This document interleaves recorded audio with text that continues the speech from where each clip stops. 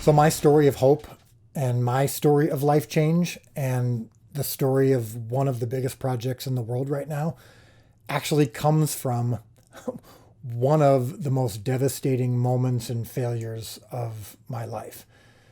That may sound a little strange, but let me take you back to a few years ago. So, January of 2017 was intended to be and was going to be one of the biggest moments and biggest months of my life. I had been a filmmaker in Hollywood for 10 years, from about 2000 to 2010, and I had had a couple of successful projects. And then I moved to Chicago from Los Angeles to do some movies and projects there. And I had an opportunity to work for a huge church in the Chicago area to make movies and short films and videos for the church. But these movies were intended to be, that we were going to be able to do, were intended to be regular big movies, and we had the resources and the means to do it. And one of the cool things that happened was I did a short film for my church's Christmas Eve service that, long story short, got in the hands of one of the biggest producers in Hollywood. And that person connected with another big production company, and they were interested in doing a faith-based film that I was passionate about, that we would film at my church, and we wouldn't have to sacrifice any of the message, and they would put up all the money, and they would handle all the production, and we just needed to help make the movie where we were here in the Chicago area. And I got a chance to direct. And so even though I had had some success in Hollywood, it was all done independently. And it was all done with my own investors, and the successes were moderate. And I always wanted to make it in Hollywood. I wanted to be approved of by Hollywood. And finally, it happened. I finally got some of the biggest producers in Hollywood, some of the biggest studios in Hollywood, all combined to help me make my movie. And it was a movie that was called The Resurrection of Gavin Stone. And that movie, when we finished it and got the chance to film it and get it tested by random audiences, it tested higher than almost any of the movies that these companies had ever been involved in. And the prospects for this movie were extremely high. We had the opportunity to release this movie in theaters around the country, and the intentions were, and the plan was, and the goals were, and the expectations were that this movie was going to be successful and launch more movies. And in fact, I made a kind of a verbal agreement with some of these companies that we were going to be doing 5 movies over the next 10 years. So I was a director with a very bright future. So January 20th, 2017, I won't ever forget that date because it was actually Inauguration Day. And I remember, of course, it was the Friday that my movie was set to launch in theaters. And leading up to it, the prospects seemed to be pretty good.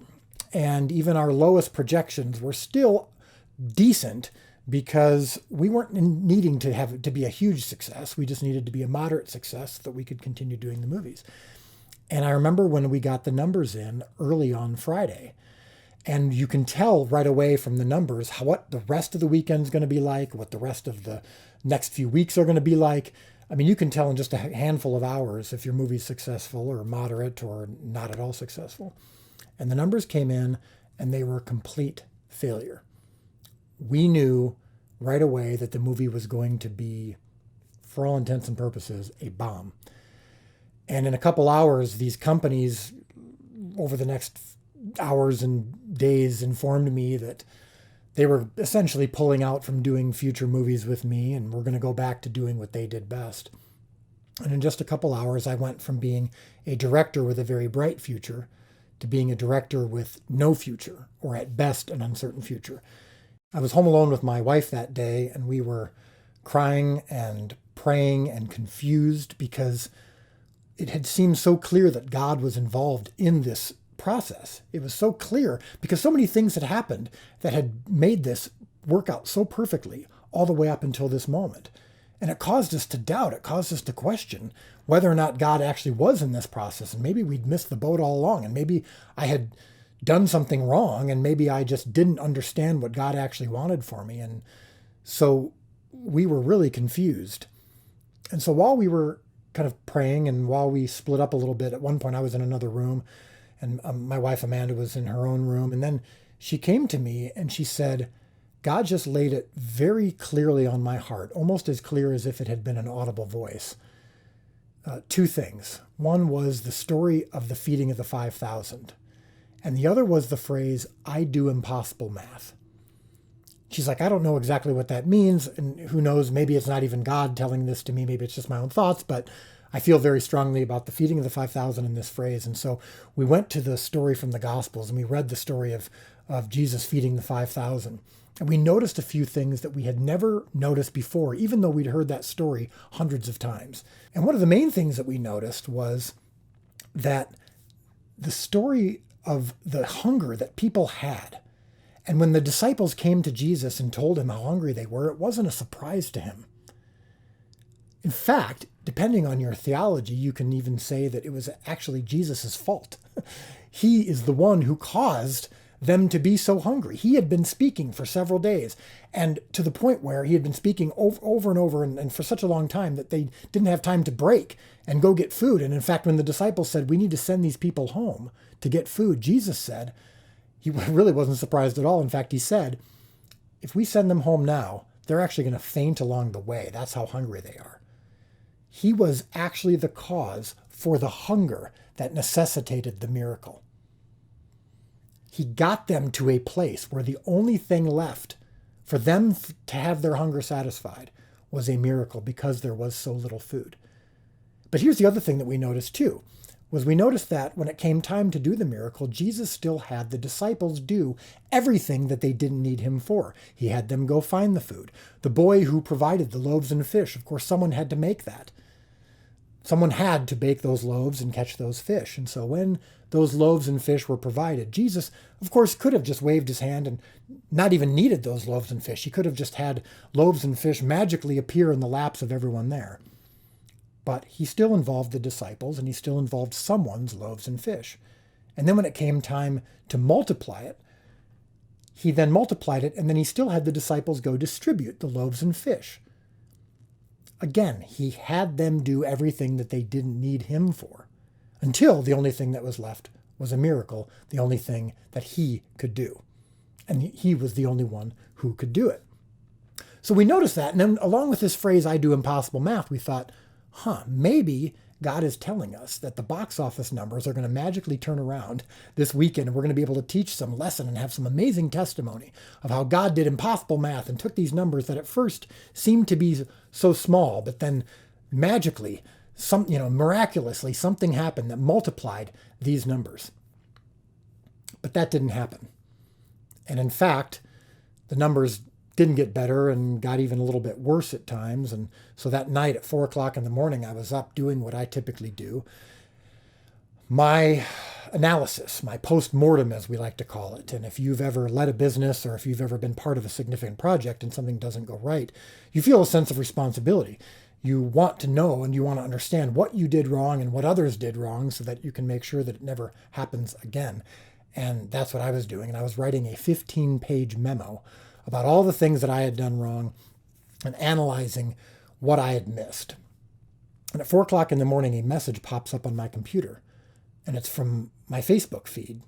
And it's from someone who I've never actually met. We've been Facebook friends for a few years, maybe talked once a year, but overall, I'd never met this person and didn't know them very well.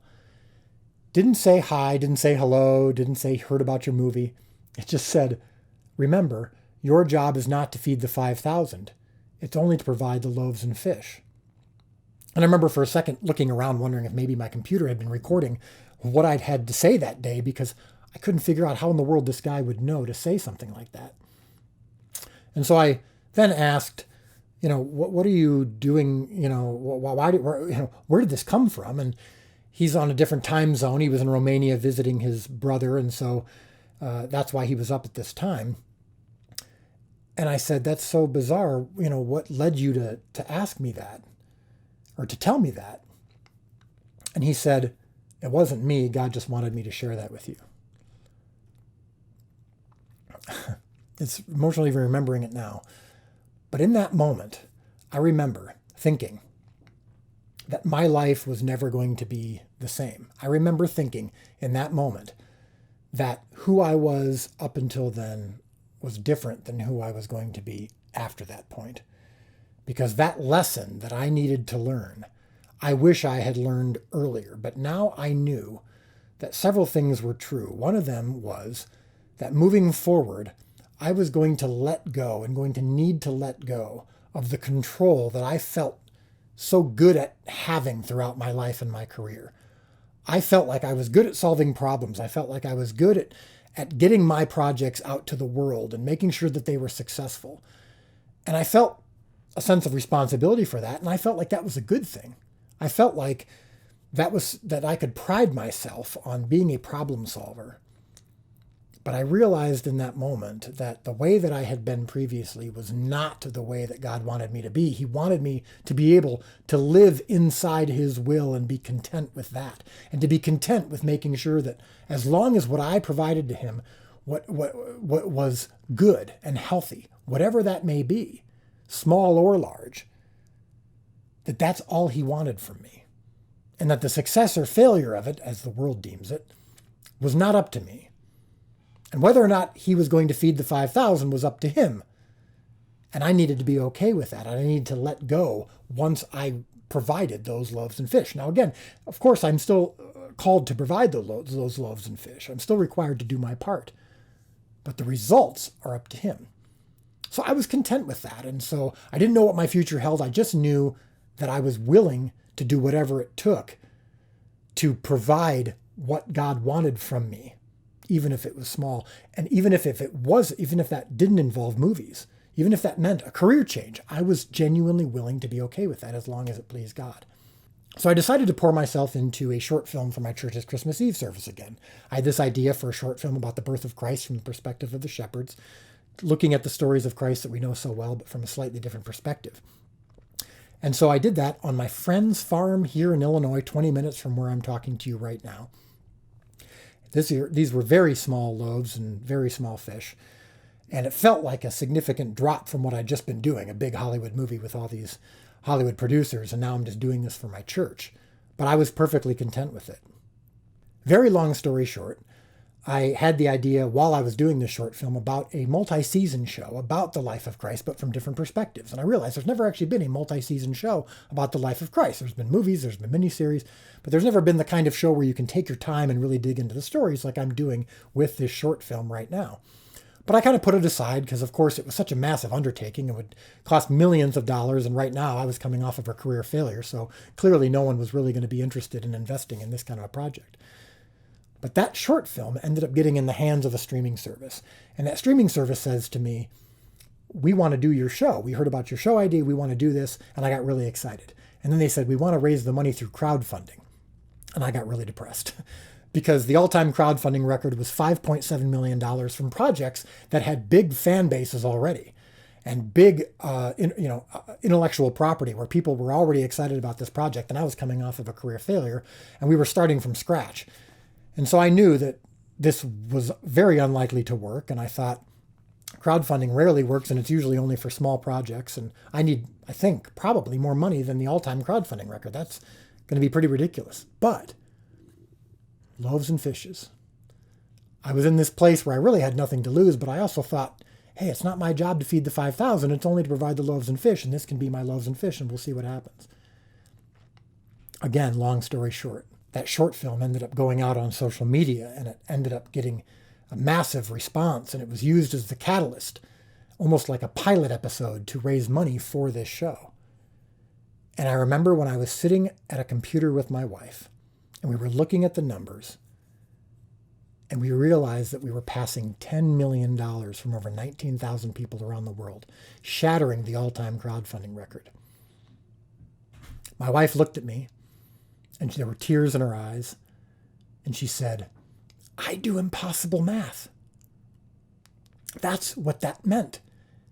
And just like a lightning bolt, like God had done a year before, when he first shared that phrase with her, it was another lightning bolt. And she knew exactly what that meant, that God was laying it on her heart again, right then and there, that this is what he meant by I do impossible math. And we realized that those little loaves and fish from that short film multiplied so tremendously into this bizarre, unexpected, completely unpredictable shattering of a crowdfund record. And it led us to this show, The Chosen. And season 1 was totally financed. And season 1 has now been out for several months. And in more impossible math, we made it completely free to the entire world and have actually quadrupled and quintupled our income because people have been paying it forward after they watch it because they're so passionate about the project. And so now the project has been translated in over 50 languages, and it's in every single country in the world, and the app has been downloaded well over 6 million times. And we're well into our way of financing season 2, and we're going to be starting on production shortly on season 2. And this has all happened in the span of just 2 years. So what is the lesson of this story? Does it mean that everything you bring to God is going to be successful as the world deems it? Of course not. My lesson was learned before The Chosen took off. In fact, if The Chosen had bombed financially, I would still be sharing with you the exact same message that I'm sharing with you right now. In fact, I gave this message, I gave kind of some of these lessons that I've learned before The Chosen came out. After Gavin Stone, I was sharing with people the story of how God had changed my heart and changed my life, and I didn't know what the future held. And I still don't, even as I stand before you today, but I didn't know what the future held then, and I still had this same message to share, which is joy regardless of happiness, hope regardless of circumstance, being content in wherever God has you, as long as you're presenting the loaves and fish to Him. So the lesson that I wish that I had learned years ago, and that I hope that you learn now, is to bring your loaves and fish and just make sure that they're as good and healthy as they can be, so that when you present them to God, if He accepts them, that's where the transaction ends. If He accepts your loaves and fish and they're good and as healthy as they can be and acceptable to Him, then be excited and grateful because the transaction is now complete. The rest is up to Him. That's the story of The Chosen, and that's my story. And I hope it can also be your story.